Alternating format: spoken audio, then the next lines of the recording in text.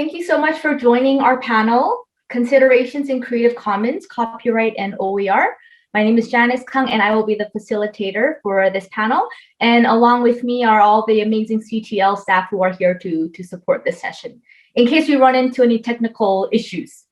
I'd like to welcome our panelists. We have Dr. Michael McNally, Associate Professor in the Faculty of Education from the University of Alberta, Mira Nair, Copyright Officer from the Northern Alberta Institute of Technology, and Amanda Wakarak, Copyright and Scholarly Communications Librarian from the University of Alberta. The University of Alberta respectfully acknowledges that we are located on Treaty 6 territory and respects the histories, languages, and cultures of First Nations, Métis, Inuit, and all First Peoples of Canada, whose presence continues to enrich our vibrant community.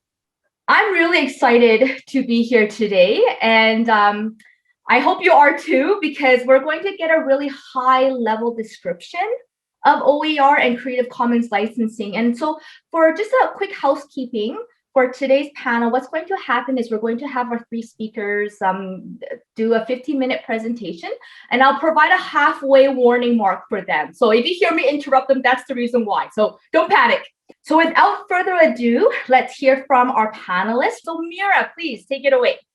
Amanda, Michael, and I are going to delve a little more deeply into events and issues which relate to a remark made by Dr. Blomgren in her keynote address. She spoke of, and let me get the language right, the collateral damage stemming from those who desired the reinforcement of our legacy of copyright restrictions rather than Creative Commons and their copyright permissions. Now, when I contemplated this panel many weeks ago, I just thought, as an aspect of curiosity, people might be interested in hearing the early story of Creative Commons. How did it come about? And then after listening to Dr. Blomgren, it just seemed even more appropriate because Creative Commons really came into existence because of the excess of the system of copyright. And to be specific about it, Creative Commons arose because in 1998, the United States extended their term of copyright protection by 20 years. They moved the duration from life plus 50 to life plus 70 years.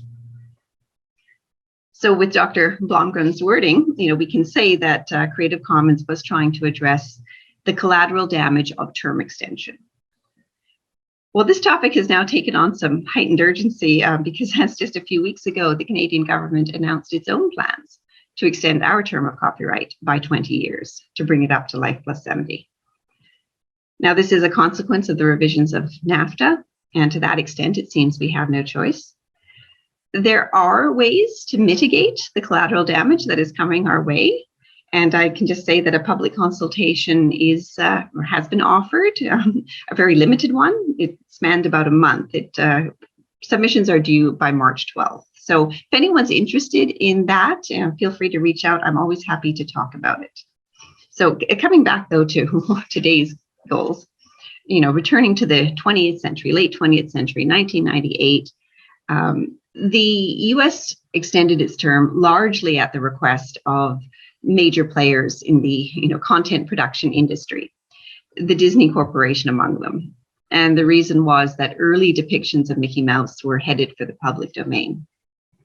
Now, there was opposition, from the academic community, libraries and archivists, economists, software developers, individual citizens. Unfortunately, it all sort of fell on deaf ears. But what I would say is that a lot of the scholarly work that was written in those days remains extremely meaningful today. And there's so much of it. I always hesitate to pick favorites, but my reading list sort of began with Jessica Littman, Lawrence Lessig, and the late Dennis Karjala. Now, Lawrence Lessig was known for leading a constitutional challenge to the US term extension. His client at the time was a man by the name of Eric Eldred, who, in an effort to, entice his daughters to take a little more interest in the works of Nathaniel Hawthorne, Eldred had created an online edition of the Scarlet Letter. And out of that labor of love, he began creating other online editions of public domain works.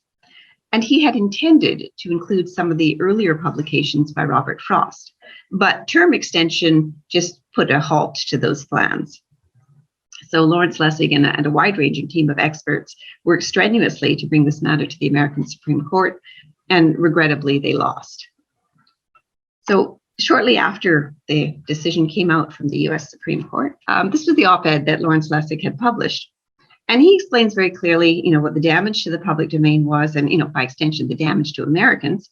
What he wrote was that the extension unnecessarily stifles freedom of expression by preventing the artistic and educational use, even of content that no longer has any commercial value. He also drew attention to a dissenting opinion that was provided by one of the justices, Justice Stephen Breyer, who, from an economics analysis, had estimated that of the works that would be protected, only 2% would actually be commercially exploited. So to protect that 2%, the entirety of the rest has to be locked up for another generation. Now, the concerns that Lessig raised then about the difficulties of trying to mount an online exhibition or trying to use out-of-print books, all of those are still salient today. So as he and his team, set about trying to, again, mitigate the damage of term extension, they sought to use the existing system of copyright, but to develop a means by which present and future copyright owners could at least signal a willingness to share their work more broadly. And this is what eventually became Creative Commons.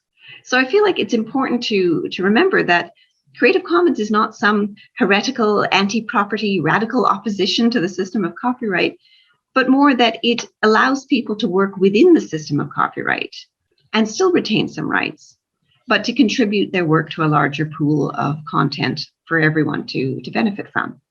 So as is so often said, Creative Commons moves us from the default position of all rights reserved to the default of some rights reserved. And on some occasions now, what we see are no rights reserved. But I have to say that this is not the first time. In fact, this thought has been around for a very, very long while. Now, this is not the best image, but the book was published in 1910. This is the work of Mohandas K. Gandhi, otherwise known as Mahatma Gandhi. It's the first English translation of, I think, his first book. And it was when he was contemplating home rule for India, by Indians. So he had some very, definitive ideas about authorship and reading and community. And he also was opposed to everything having to be a commodity. So his first instinct was to just decline all copyright protection. Now, what's interesting, though, is that later on he did modify his stance a bit, and he began to reserve some of his rights, translation among them.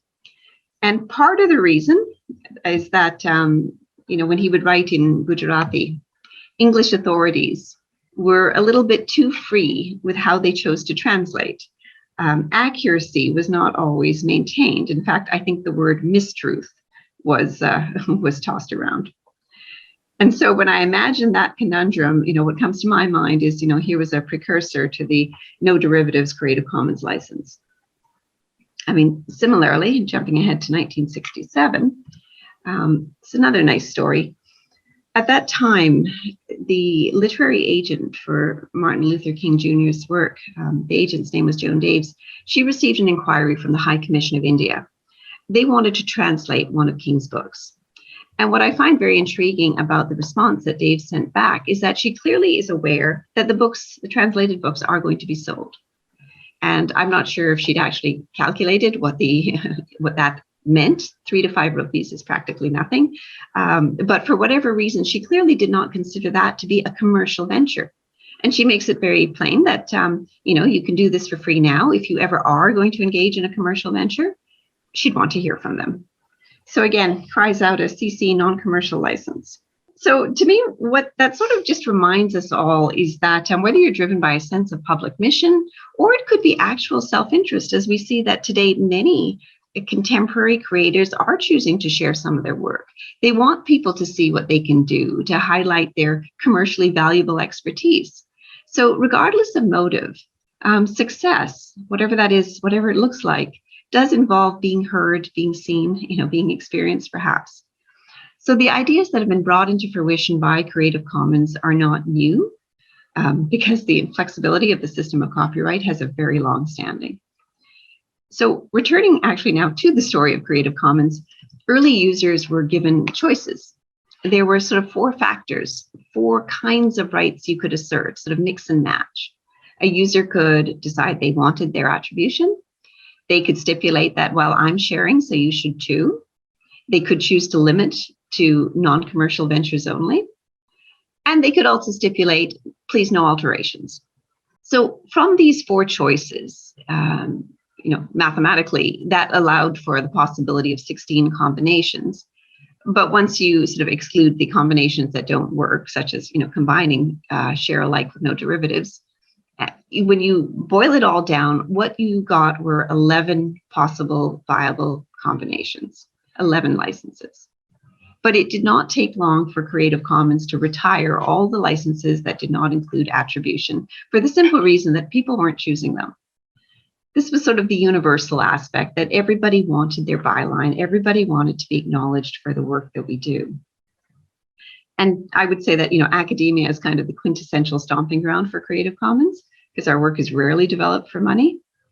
But again, even outside of any present uses of Creative Commons, or without even that label, my sense is that, for decades, possibly centuries, there have been many dedicated educators and researchers who actively supported wider dispersal of their content.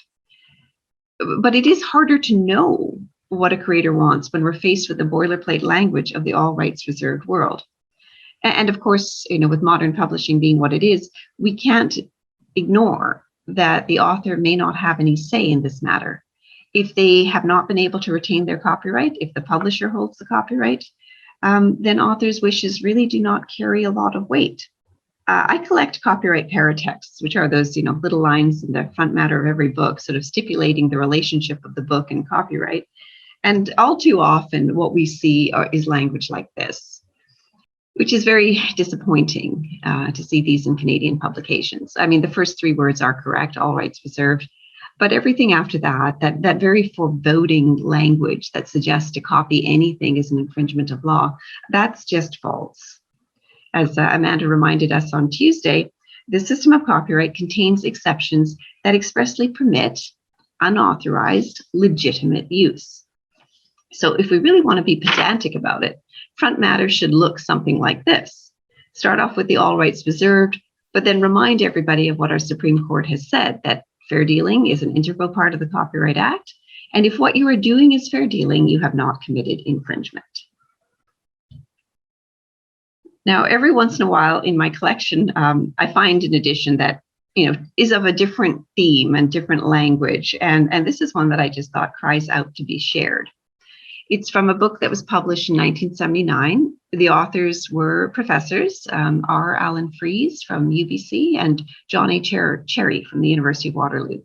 They were in the disciplines of earth science and geology, or it might have been geology and earth sciences. I've now forgotten who was from where. The copyright was held by the publisher. But this paratext I find so delicious because it really recognizes the continuum of knowledge production, that it begins from our teachers and it extends to our students.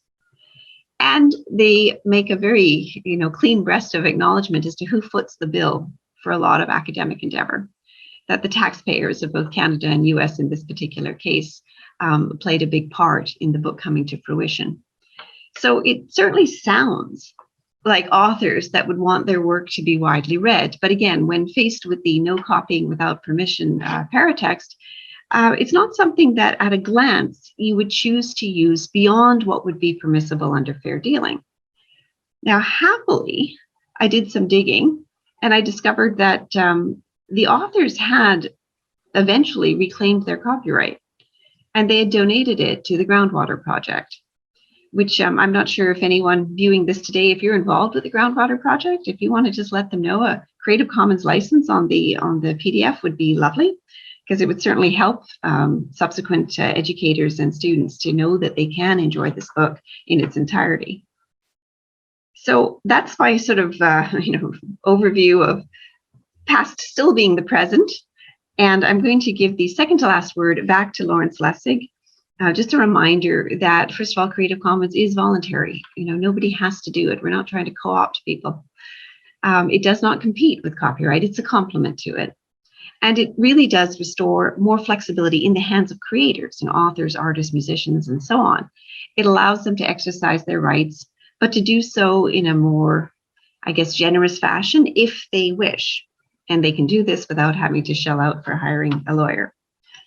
So that's, Creative Commons in a nutshell, its origin story.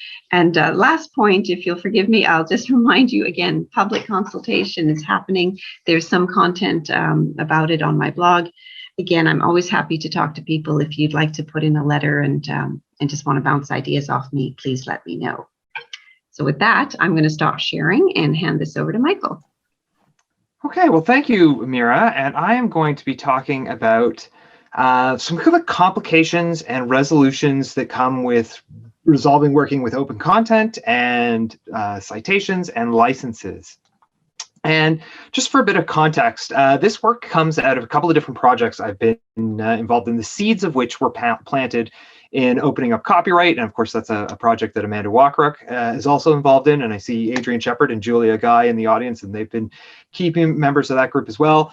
But really, this comes about the work involved in some creation of digital literacy resources that are openly licensed for the Northwest Territories, and that is part of the digital NWT project that Julia Guy is also involved in. And really kind of stepping outside of traditional academic context and trying to work in open and realizing there's a lot of different ways one can do things and not a lot of single right answers. And so as kind of indicated on the lower right hand side, there's a lot of different elements that are mixed into this presentation. So Amanda and Mira and I have been trading notes over the past week, roughly, on this this visual graphic, and we've tried to, set out the landscape of material use. And so we have on the upper portion users' rights and exceptions, and on the lower portion copyright and licensing status. And so these are not necessarily the same thing. But what we've done is try and put them on a spectrum where we might have use cases in OER and then non-OER. So on the left-hand side, in the upper piece, you have insubstantial copying. This is taking such a tiny piece of a work that copyright is not even implicated, copying the dot on the I there. And quotation, those are two users' rights or exceptions, or in the case of insubstantial copying, it's not even a copyright thing. It's insubstantial. And so these are areas where you may incorporate work into a copy or into an OER. Then you have a number of kind of on the fence pieces. So you can ask permission. You can always ask permission. You can ask permission to have something in an OER. Of course, if it's in an OER, you might be less likely to get permission than if you're just asking for permission to use something more generally. Of course, there's fair dealing, and there may be cases where fair dealing does fall and can be used in an OER, or where it may not. And of course, we've had the best practices document on OER and fair dealing just come out, and Dr. Cairns-Craig with the Canadian Appendix, and user-generated content as well, kind of sitting on that dividing line. And then you have your library and your educational exceptions, which largely aren't going to be relied upon for OER creation, as they just don't work. On the copyright and licensing status side of things, starting on the lower right-hand side, there's the copyrighted materials, all rights reserved. There may be fair dealing arguments for drawing some of that material in, but generally that kind of sits off to its own. You have the not all rights reserved, but almost all rights reserved licenses, Crown Copyright. A lot of software publishers have licenses like this as well. You then get the two Creative Commons licenses that are not OER licenses because they include the no derivatives term. You then get the open licenses, so the CC BY, the CC non-commercial, the CC share alike. Those ones are probably the most well-known. We see those used in most OER, but there are more open licenses like the Pexels and Pixabay licenses. Those actually don't require attribution, and so that's an interesting approach. In an academic context, we're used to providing attribution, but those are more permissive licenses. And then, of course, all the way to the public domain materials, facts, Ottawa's Capital Canada, math formulas, whether they're really complicated, Euler's identity, or even this kind of mistaken fact that 1 + 2 = 7. U.S. government works, and Shakespeare representing things that are just really old. And so I've also included this more textual explanation in the slides for reference later on, because I know some of those images could be a little hard to discern. So, in terms of scholarly practices, we're well established and used to this. You write a journal article or a book chapter and you quote someone, and you don't need to worry about, okay, is this a quotation that's permitted under fair dealing, or is this a quotation that's permitted under the Berne Convention, or is it insubstantial? I mean, yes, all three of those apply, but you probably don't even go through the process of thinking of it as well. And on the citation side of things, we went through a big process over the last 15, 20 years, figuring out how to cite all these different forms of media, on the internet and whatnot. But we've largely figured these things out now. And text is a material and a medium we have centuries of practice with. But when we switch things to images and video in particular, and it's really long form video where some of this really comes to a challenge. So I want to begin and tell a little bit of a story on the value of open licensing. So this has to deal with the Country Music Awards, and so this is back in 2019. Their big hit song. There's a little reminder. Of course, it was Old Town Road remix by Lil Nas X, Billy Ray Cyrus. He also got part of that award for musical event of the year as well. I mean, I think he had last won for Achy Breaky Heart. So good to see Billy Ray make a comeback. And down there in the producers list, Young Keo, Reznor, and Ross. So who's this Reznor guy? Well, it's not Reznor, the dinosaur character from the Super Mario video game. Not him. No. Strangely enough, it is Trent Reznor from Nine Inch Nails. So Trent Reznor in 2019 actually is now a winner of a Country Music Award because he released music on the Ghosts 1 through 4 album under a Creative Commons license. That music was then taken by Young Keo, and that formed the bass track under Old Town Road. And so that's how Trent Reznor, someone you'd never expect, is now an award-winning country music artist. So that little slideshow was really a story to highlight some problems. So this is the image of the trophy. I got it from Pexels.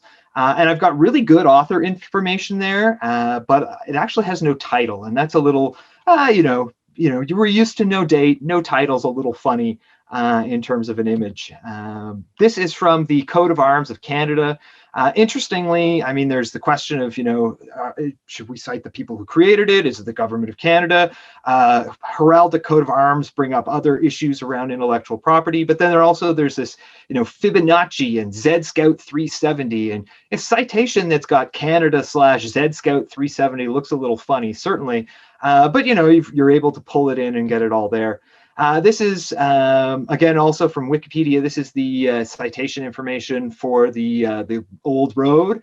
They are kind of suggesting that the author is the Archives of Ontario, and I am willing to bet money that the Archives of Ontario did not take the photo, that they hold the photo. So Wikipedia is really good at giving you copyright information. You can see here, it's clearly in the public domain. But their citation information isn't exactly kind of akin to our scholarly expertise and our scholarly practices. These are all rather surmountable problems, though. You just need to provide sufficient information, point people to these Wikipedia or Pexels or Pixabay pages, and they can sort things out.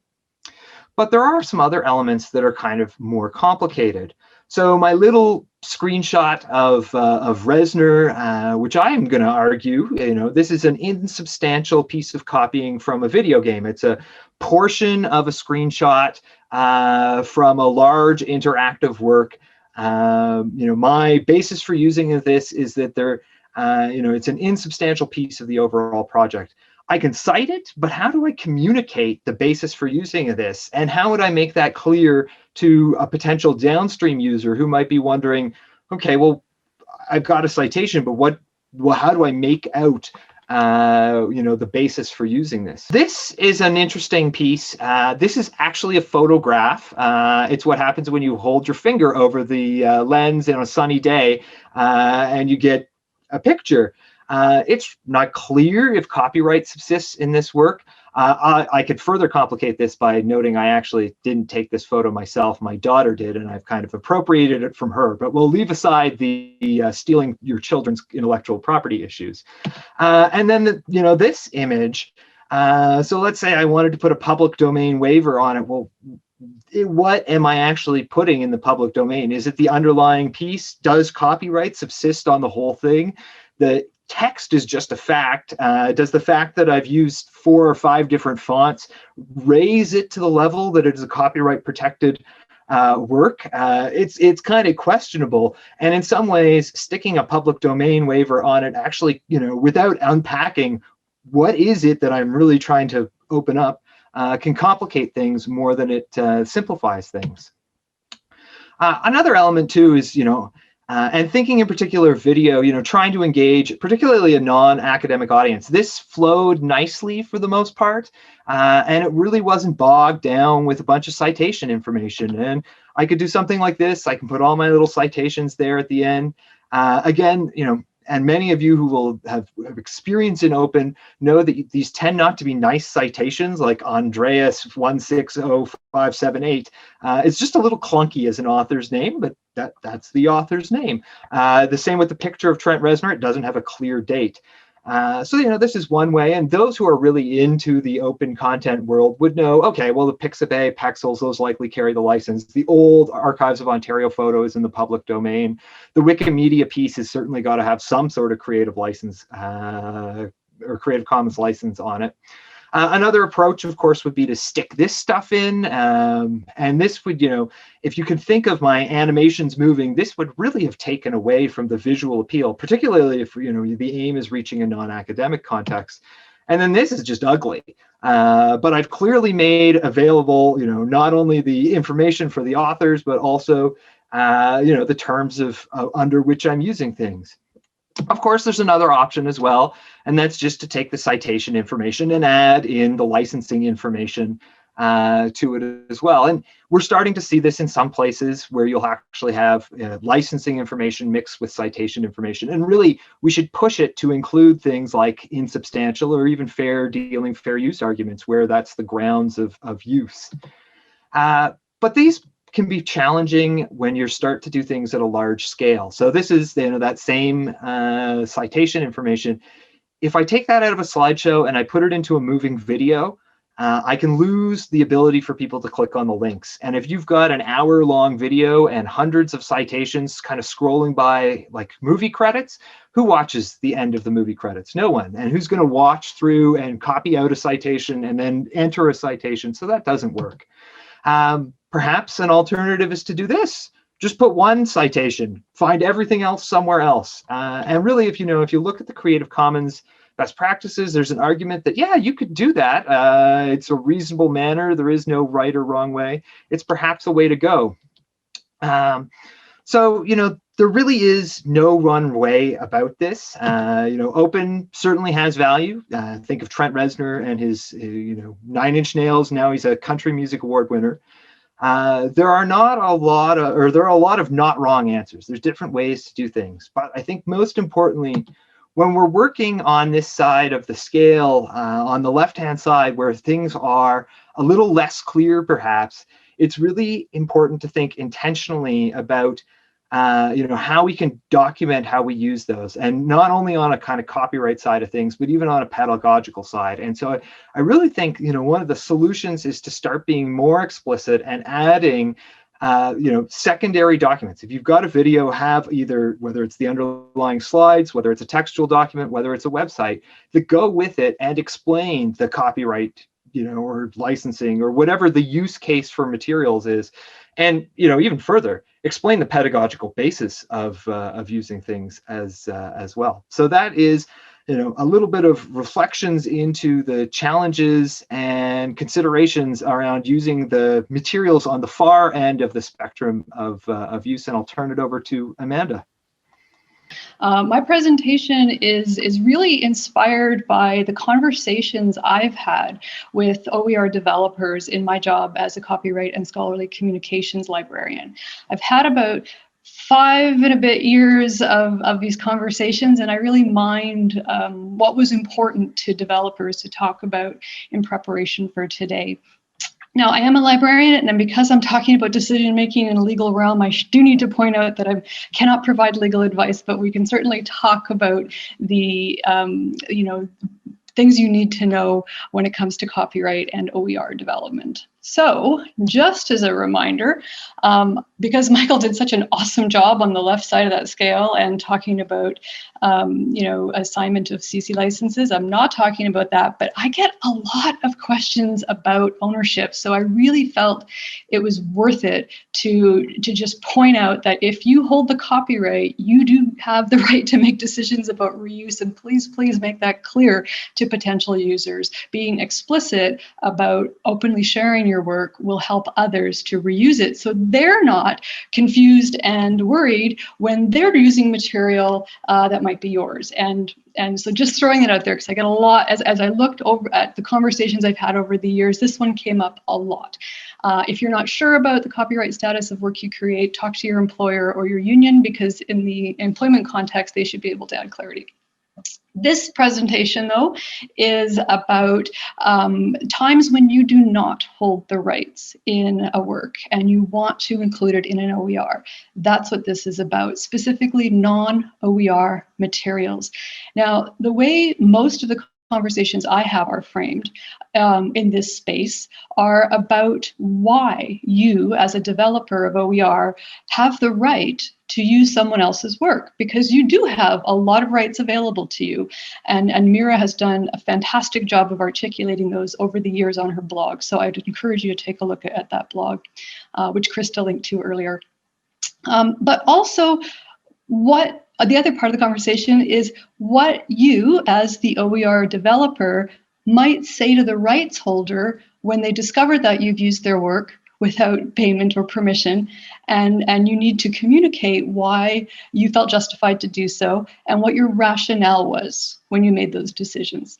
It's not as scary as it sounds necessarily, and that's really what's motivated the rest of this presentation. And thank you so much to Michael again for creating the spectrum. It was very helpful.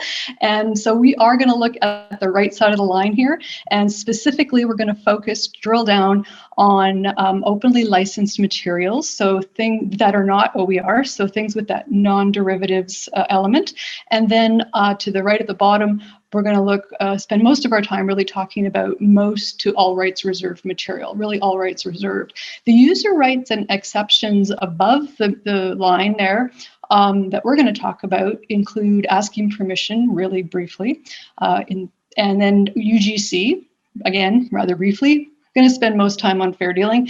Not going to deal with institutional exceptions for the same reason that Michael already articulated.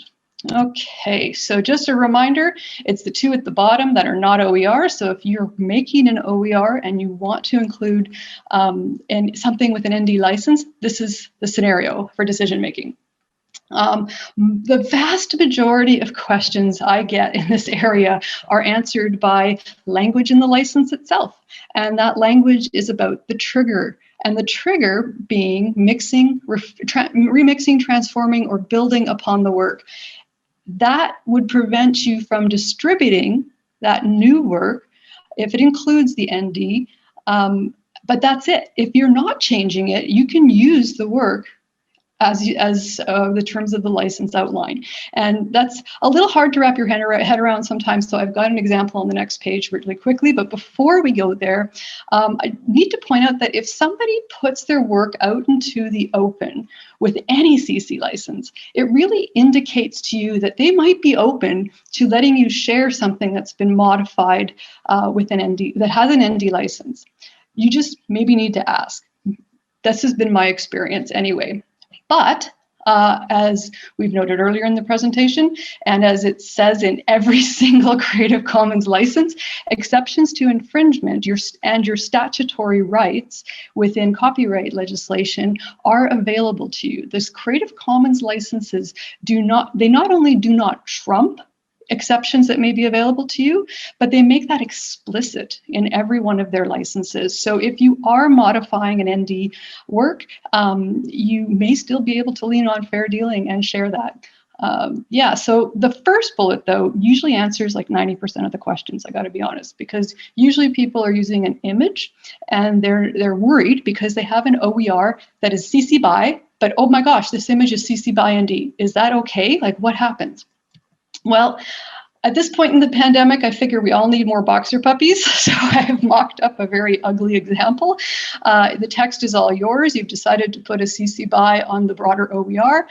It's still not like going against anything in the license to include that ND image. You just need to make it clear to the people using the OER that the ND image has a different CC license.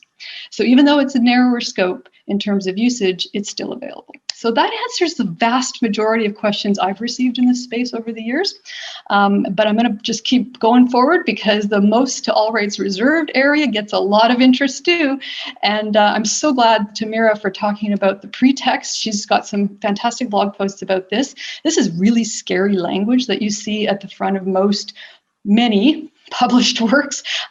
So that might be, a barrier, right, to reusing content in an OER intellectually for you, or there just might be no information, and that's very common, where you'll find something online that looks perfect and there's absolutely no indication of copyright or anything else, so we need to assume copyright in most cases, or many cases, and then what do you do, right? Well, again, I'm going to remind everybody that you can always seek permission, which is clearly what the rights holder wants when you see a statement like this. But again, you have user rights. And as Mira said, fair dealing is an integral part of the Copyright Act and really serves as a balance to protect the public and serve the public good by making sure that rights holders don't have exclusive control forever, so to speak. So getting a little bit off topic there, but in the terms of justifying your use of someone else's work in an OER, we generally talk about two different exceptions to infringement, which are referred to as much more than that by the Supreme Court. They're referred to, not 2921, but fair dealing is referred to by the Supreme Court as a user's right. So these are exceptions in terms of the way the Act is set up, but they're much more than that in that they're part of the user rights that provide a balance. So just need to stress that. And we're going to spend a very small amount of time on this because the user-generated content exception, it was relatively recently added to the Act. And in law, the world of law, 2012 is still recent, even though it's, almost 10 years to 9 years, but it's recent enough that we don't have any case law. So there's not a heck of a lot I can say about what a judge has said about this, because as far as I know, no judges have said anything about this. But it is certainly an indication that our legislators, our parliamentarians, were committed to users' rights and committed to affirming that you, as an individual, can use other people's works in the creation of a new one. And other people's works is very broadly described here. Anything that's been published or made otherwise available to the public, you have access to use that in the creation of a new work, and OER are arguably a new work, so long as what you're doing is for non-commercial purposes, you cite your source, and that source was not an infringing copy in the first place, and then at the very bottom underlined that your work your efforts, I should say, does not have a substantial adverse effect on the rights holder. So we're at the halfway mark, Amanda. Awesome. Thank you, Janice. So this is important to understand, but we don't have any case law, so I can't really go beyond what we've just described here today. I will point out that it was crafted, obviously, for individual use, not institutional use.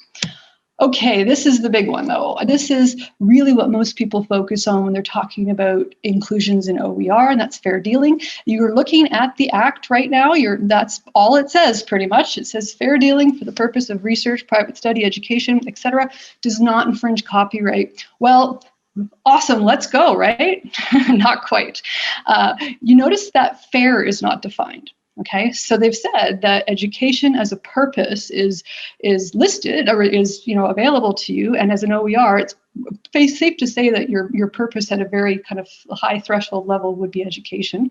But what the heck is fair? Fair is an incredibly subjective thing, and what you think is fair and what I think is fair, especially if you're the rights holder, I'm the user, or vice versa, might be different. So we need to look to the courts to help us. And just as a point of clarification, nowhere in the Act is there a bright line for determining what is fair. That's usually the domain of institutional guidelines, which are separate. I get a lot of questions about that, and we don't have time to dig in, but if you're interested, please ask in the questions after. So, fair dealing, what does that mean then? How do you, as somebody who wants to include other people's stuff in your OER, figure out if something's fair? Well, we would encourage you to conduct a fair dealing assessment. And there are lots of good reasons for that. Chief among them is the top bullet, which I'm very committed to. But really, conducting a fair dealing assessment will help you consider whether a particular use might be considered fair or legally defensible in the unlikely but potential case that you use something, the rights holder disagrees that it's fair, and it escalates to a court. So it helps you consider whether what you're doing would be considered fair in a legal context. And really important here, it documents that consideration. It makes it clear that you've done your homework, so to speak. And it does provide an excellent starting point if the rights holder sees that you're using their work for free and without permission, and they have a problem with it. This is the start of that conversation, because we have, this is something that's always been out there, of course, it's part of the structure of the Act and the system. But with images especially, we're seeing an uptick in content services that just automatically scan for use, and then you'll get if you use someone's image, their service picks it up, and you could get an email saying, cease and desist, stop this. They haven't even considered fair dealing because it's an automated service. And so there's a heightened sort of chance that you'll have a conversation here. But the tip is very important as well. If it's not an automated service, chances are the rights holders seeing that they've been fairly recognized and seeing what you considered as justification for using their work can go a long way to reducing escalation at all. Okay, so what the heck does this fair dealing assessment look like? Well, very quickly, the Supreme Court has given us a lot of case law related to fair dealing, not on point for OER, but we can certainly use the factors they've described in other important cases and apply them to what that means for OER, just for the purposes of conducting an assessment. Now, of course, this is going to be different for every case, and if you had a case that actually went up to the courts, which is unlikely, they'd probably consider other factors as well, or they may. So in terms of dealing, there are basically two categories. How you deal with the work is going to be important, and also some things about the original work itself. And super quick, purpose refers to education, as we said before, but also a deeper dive into your actual motivation. Was it really out of education? Character historically has referred to distribution. So if you share something on the open web, historically the court has seen that as being less fair, less likely to be fair than if the distribution was very narrow. So OER clearly is in that first category. Amount, if you're using the whole work, it's less likely to be fair, but who knows, right? Alternatives, this is usually about your choices, and this is where strong pedagogical practices could really bolster a fair dealing argument. Because if you make it clear that you absolutely must use that image, then that's going to likely lean towards fair if your pedagogical rationale is sound. But really, they'd probably look at, was there other stuff you could have used that was in the public domain or openly licensed? And finally, just in the interest of time, going quick, what was the nature of the work? Thinking about the original work, did the person who created it or institution that owns the rights intend for it to be broadly disseminated, or was it supposed to be closely held? And this is one that it's really case dependent on how the courts interpret. So that's all I'm going to say there.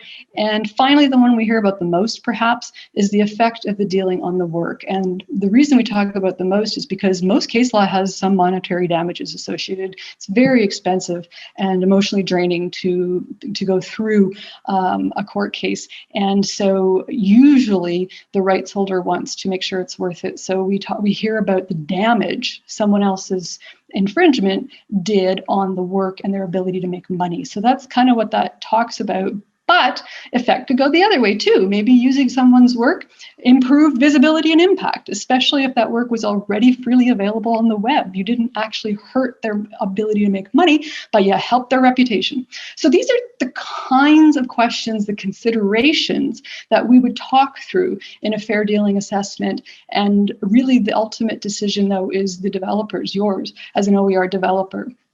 Because if anyone has any questions, they're coming to you about that, not me.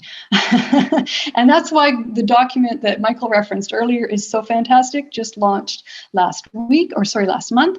And you can see that it is clearly created to help open education educators and others with exactly these questions. And the table of contents tells you how they do that. It's their work through, including inserts and incorporating contact is very helpful.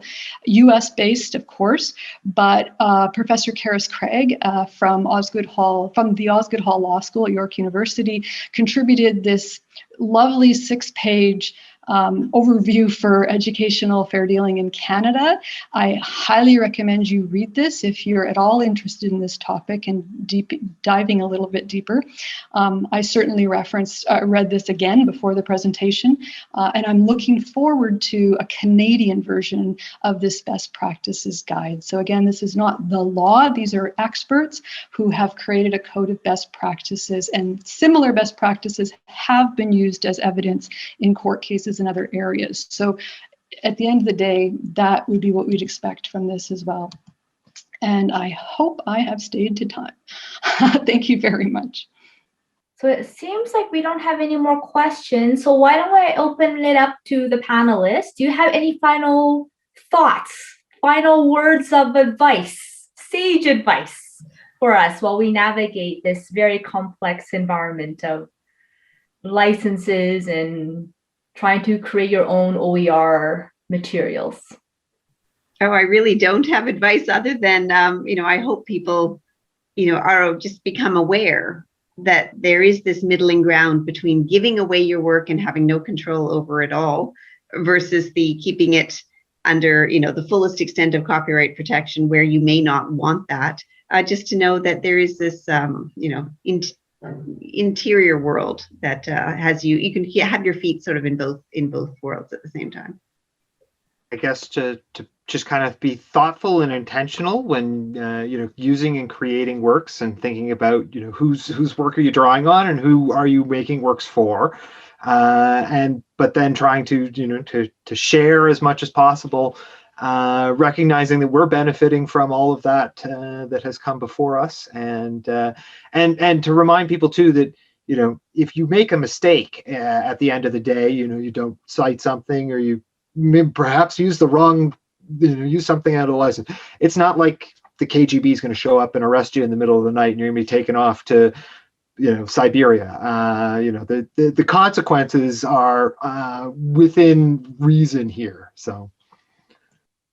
Yeah, thanks for that, Michael. That's something I forgot to mention is that the cap out and non-commercial infringement statutory, I forget the language, is the cap is at $5,000 for non-commercial uses, and that doesn't include damages that are beyond that. But yeah, but to get there, there's a reason we don't have case law on this topic, and I think that my personal kind of observation is because any issues or points of contradiction are resolved through conversation.